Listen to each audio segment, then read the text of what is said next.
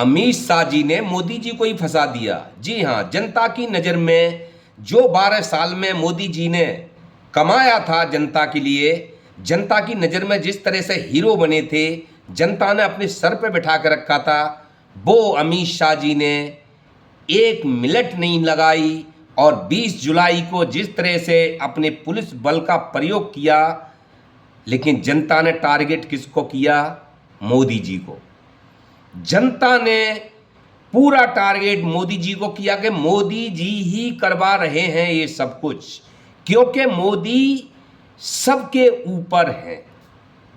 प्रधानमंत्री मोदी हैं, अमित शाह नहीं। तो दोस्तों, इस पर बात करेंगे। उससे पहले आप देख रहे हैं प्राइम इंडिया रिपोर्ट्स। अगर हमारे चैनल पे फर्स्ट टाइम है तो फिर चैनल को सब्सक्राइब कर लें और लास्ट तक बने रहें।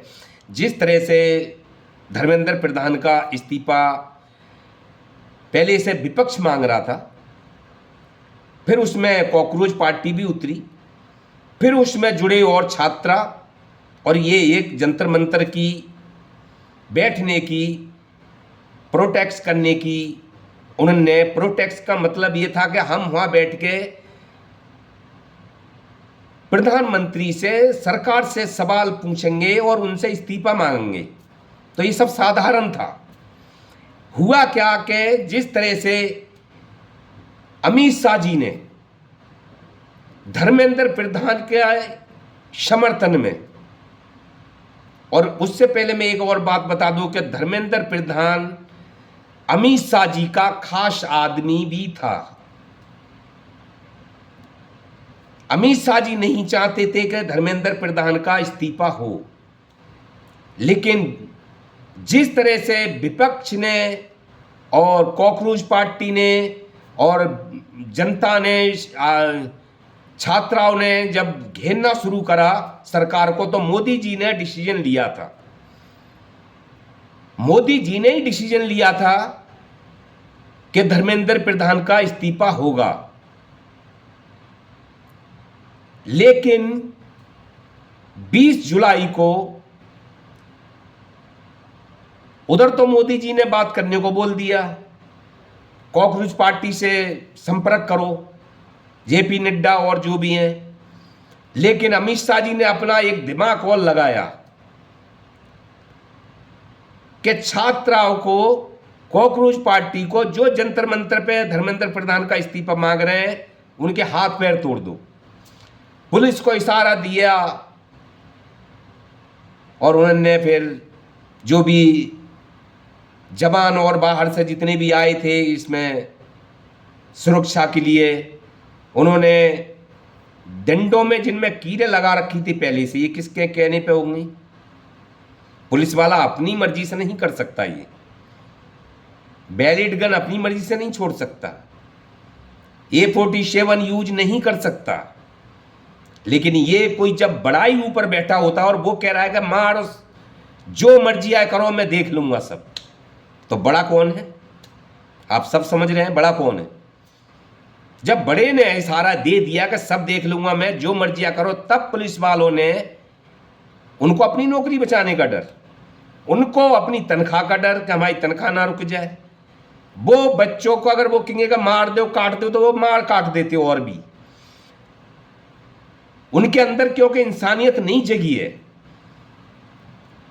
उनके अंदर ये इंसानियत नहीं थी पुलिस वालों के अंदर कि ये तो हमें ही और हमसे ही भिड़ा रहे हैं, हमें और हमसे ही भिड़ा रहे हैं, जो देश के लिए ही कुछ मांग रहे हैं, देश को ही बचा रहे हैं, देश की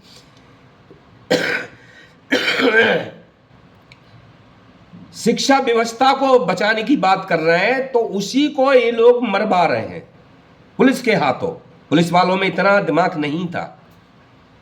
कमिश्नर भी अपनी पोस्टिंग उसकी हो गई, उसको कमिश्नर का ओहदा मिल गया, वो भी अपना खुश हो गया, उसने ऑर्डर दे दिया और ये काम जंतर मंतर पे हाथ पैर तोड़ने का शुरू कर दिया। तो जिम्मेवार कौन था? अमित शाह जी। तो कैसे फंसा दिया मोदी जी को? लेकिन छवि किसकी खराब हो रही है? मोदी जी की।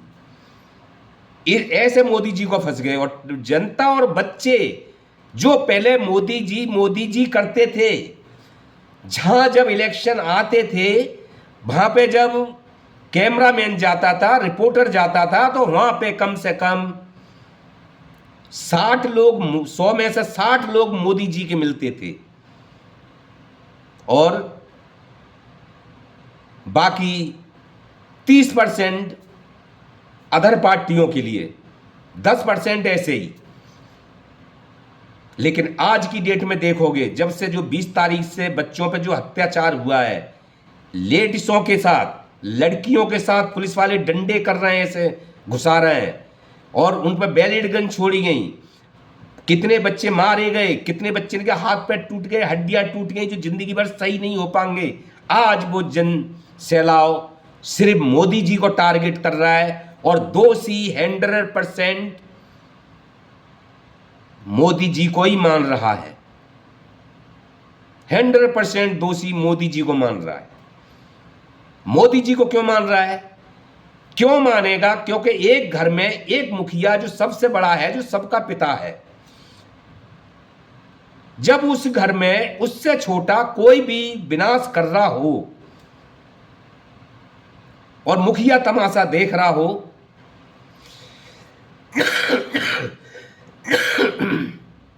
तो आप बताइए बाकी जो परिजन हैं उनका गुस्सा किस पे उतरेगा?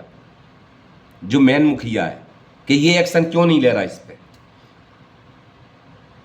तो मोदी जी से जनता खिलाफ नहीं है, जनता को खिलाफ इन्हीं के खुद जो भरोसेमंद नेता हैं, जैसे गृह मंत्री जैसे, उन्होंने खुद मोदी के खिलाफ जनता को खड़ा करा है। क्योंकि बच्चे क्या मांग रहे थे? हाथ पैर तोड़ने का तो मतलब नहीं था। हाँ, नॉर्मल तरीके से उनको रोका जा सकता था, उनका हक मान लेते, वो भी तो वोट देते हैं ना। गला खराब हो रहा है, सॉरी, जुकाम बहुत हो रहा है। तो इसलिए मैंने कहा कि मोदी जी को तो अमित शाह ने ही फंसा दिया, उनके अपने ही उनकी छवि खराब कर रहे हैं। जिस तरह से आज सदन में, संसद में नहीं पहुंच रहे, सदन में घूम रहे हैं अमित शाह जी, चेहरा झुंझलाया हुआ है। अगर ये डर नहीं है तो क्या है? ये तुम्हारे अंदर से जो दिख रहा है कि हाँ, तुमने अपने इशारा करके बच्चों के साथ में ये कर्म कराया था। बेटियां पिट रही बुरी तरह से, उनके गलत सलत जगह पे हाथ लगा रहे पुलिस वाले,